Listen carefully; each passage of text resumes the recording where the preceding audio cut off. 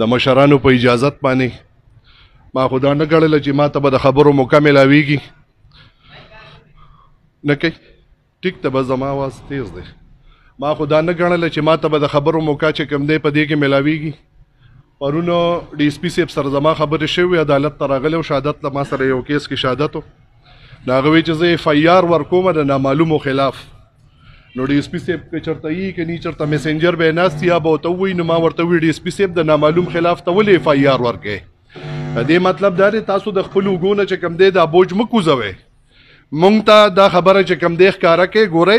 دا د ماشومانو میلس دی چې دا به د MI او د ISI نماینده یو دلته به راغلي بېشکه چې کوم دی یو پنجابی به راغلي خو کوارډینیشن ورسره ټیک ټاک د دې ځای د خلکو دی په دې وجه باندې دا زما کلاس پیلو دی د SHO نو دته ما دا خبره وکړه SHO صاحب ته دوراني ته چې داسې وکړه چې د دې ګاونډو د ډاکټر صاحب چې کوم خپل خاص دوستان دي د هغه د ټبر چې څومره خلک دی زمونږ چې دا څومره ګاونډ د دې ټولو خلکو نمبر یې ته واخله په هغې باندې 400-500 CDR یې راوغواړه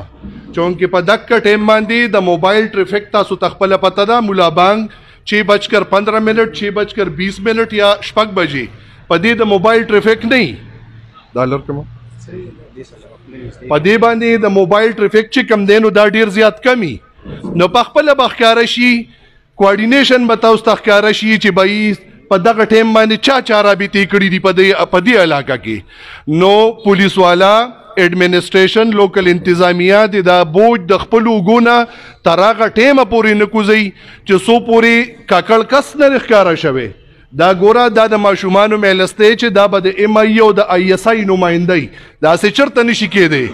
اول خو ډاکټر صاحب دومره هائی پروفایل کس نه دی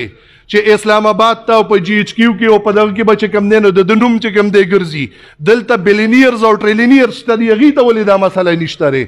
ټیک ټاک د دې ځای د کس کوارډینیشن دی په انتظامي او په اوږو دا بوج پروت دی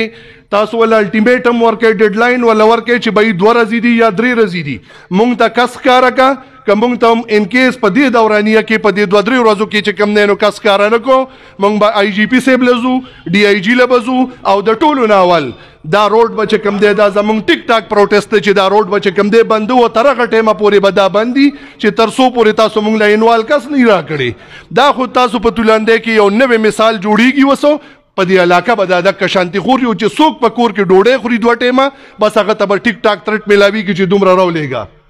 ټیک ټاک د